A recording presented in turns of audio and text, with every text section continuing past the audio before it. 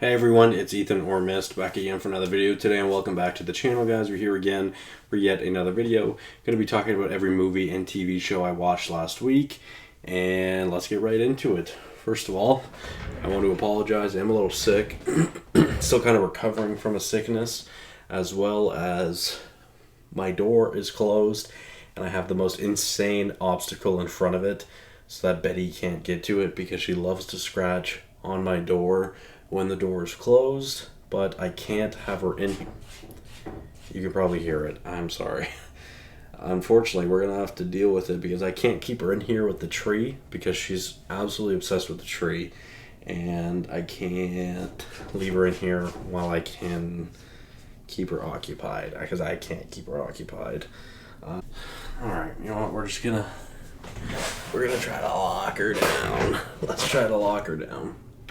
Join the vid. Alright, so let's start it off with the one and only TV show that I watched last week, which was season 2 of Jujutsu Kaisen, which I quite enjoyed. I think it's better than the first season, and yeah, no notes. I'm looking forward to the third season, which starts in a couple weeks in the new year, and yeah.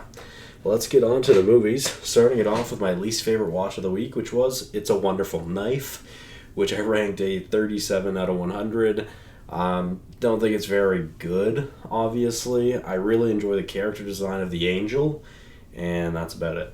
I didn't really care for this movie a whole lot. I didn't really care for the movie a whole lot. I thought it was just fine. I unintentionally had a Justin Long week, which we'll get into more in a moment. Let's move on to one of the themes of the week and one of my goals for the year, which was Die Hard. Let's start off with my least favorite of the franchise, which is A Good Day to Die Hard. Most definitely my least favorite of the franchise. Seems to be everyone's least favorite of the franchise. I really enjoyed the first half of this movie while we're in the streets of Russia, and then it turns into absolute insanity, and there's some more insane stunts in here than in some of the Fast and Furious movies, which is pretty crazy. So yeah, I rank this a 40 out of 100. Let's move on to Scrooge, the 1951 Scrooge, which I think is okay as well, ranked at a 45 out of 100. It's a classic to my father, or my stepfather. He watches it all the time, every Christmas, and it's kind of like a staple in our house, but sorry. But yeah, I decided to watch it because I've never actually seen it from start to finish. And yeah, it's fine. No, I just don't really care for Scrooge like as a character or that story very much. So let's move on to one of my themes of the year, which was Diary of a Wimpy Kid. I've been waiting for The Last Straw to come out. No, truthfully, I didn't know The Last Straw was coming out. Mel and I opened up Disney Plus earlier this week, and I just watched the new or the Christmas Diary of a Wimpy Kid from I think 2 years ago, last week I believe, and I had no idea this new one was even coming out, and yeah, I had no idea this new one was coming out, so I watched it this week. It's actually my favorite of the animated movies, to be honest. It's my favorite of the animated movies, to be honest, and I ranked it a 49 out of 100.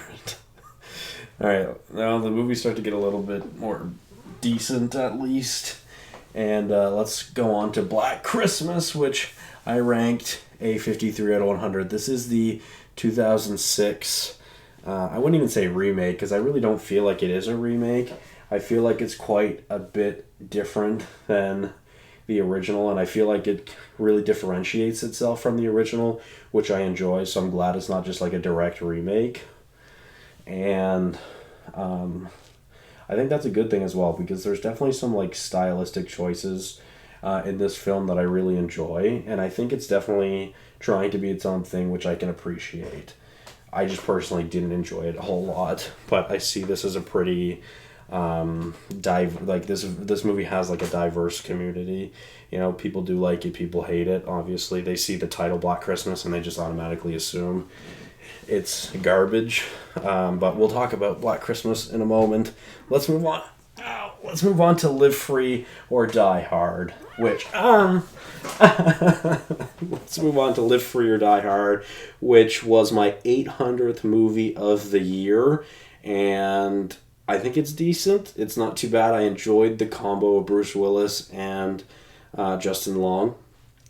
Again, like I said, kind of unintentionally had a Justin Long week. And yeah, I overall thought this was okay. I seem to like it more than most, I think. But yeah, it's kind of fine. It's kind of decent. I had a decent time with it. I try for my milestone movies to be a movie that I really enjoy, or something that I, want it to be at least. This definitely wasn't my plan for the week, and I kind of just forgot about my 800 movie goal that I knew I was going to hit this week, so kind of just happened that way.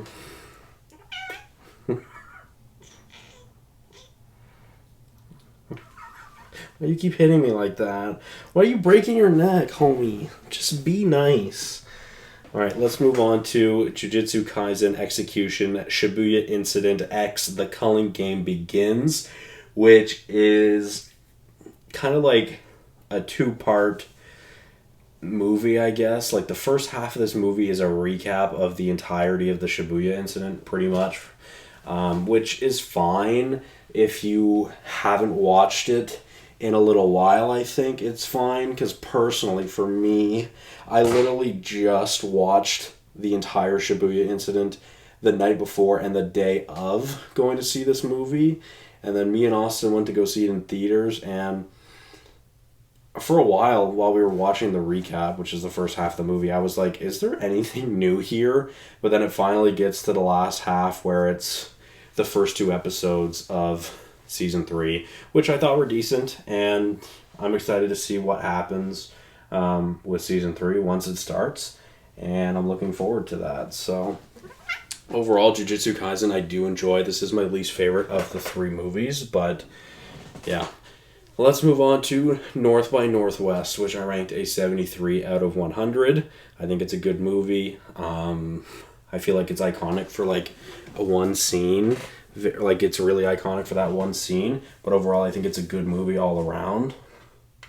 And yeah, ultimately I just had a decent time with this movie. I really enjoy Cary Grant. I think this was my first time watching one of his films, and I kind of did a back-to-back as well, North by Northwest, and then moving on to Catch a Thief, which I really enjoyed. My queen, Grace Kelly's in it, so I enjoyed it even more. And that was definitely my highlight of the film as well, which I enjoyed. Overall, I ranked this a 75 out of 100. I enjoyed it a little bit more than North by Northwest, but both of these movies kind of fall in like the lower tier to the middle tier of my Alfred Hitchcock rankings. But I'm almost done. Don't hiss at me, please. I know you're uncomfortable. I know it's been like 8 minutes. I'm sorry. But yeah, I'm almost done with my goal for Alfred Hitchcock. He has like 60 plus movies. I'm technically nowhere near that. I've only watched about 10. Okay, you win. I'm sorry, you win. Ow. Okay.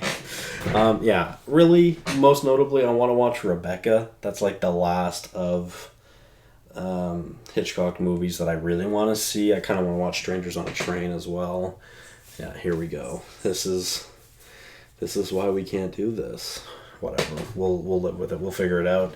Let's move on to Die Hard with a Vengeance, which I really enjoyed. Definitely became one of my favorite like buddy cop movies with Sam Jackson and Bruce Willis, which they've collabed a couple of times, and yeah, really enjoyed this. Ranked it a 77 out of 100. I think it's pretty funny, especially them together as a duo. And ultimately, I think it's a good movie. And I really like this trilogy, the first three movies of this series. Let's move on to Die Hard 2, which I ranked an 80 out of 100, which I also quite enjoyed. I liked the airport setting. I thought that was pretty fun. And damn it. I liked the airport setting, and I thought that was quite a bit of fun. And the stakes felt really high in this movie, especially since we literally killed like 200 people on a plane crash. But yeah, I enjoyed Die Hard 2. let's move on to how I started the week with Black Christmas, which I really enjoyed. I think it's a very good horror movie, and I feel like something that is missing in a lot of horror movies that come out nowadays is that not everything is explained, and I kind of think of Weapons when I think about that, where Weapons isn't really explained. The backstory of Weapons isn't really explained, and I think that can ultimately benefit a horror movie at times, where I think Black Christmas does it really well, where the ending kind of leaves it up in the air. It's kind of inconspicuous. You kind of have to think of it yourself and how this movie ends, and ultimately it's not really a happy ending either, which I feel like most horror movies are kind of that way. But yeah, Black Christmas, a really fun 70s horror thriller. And then, oh no, Betty's in the tree. Yeah, get down. I'm coming for you, bro. Anyways, let's move on to Die Hard, which I ranked an 85 out of 100. My first time watching Die Hard, I really enjoyed it. I think it's a fantastic action thriller, and literally like start to finish, this is a action movie, and I really enjoyed it. Once the action starts, it literally doesn't stop, and it just gets bigger and bigger. And yeah, ultimately, I enjoy this quite a lot, and I do think it is a Christmas movie, which is iconic.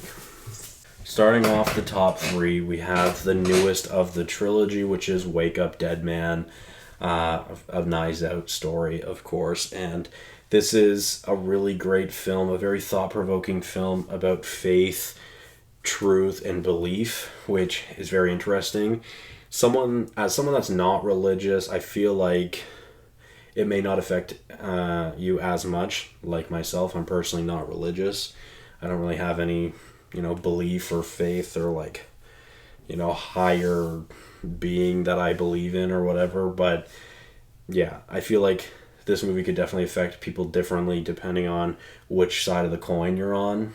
Overall, I really enjoyed this. It's definitely a different tone, and I really enjoyed it.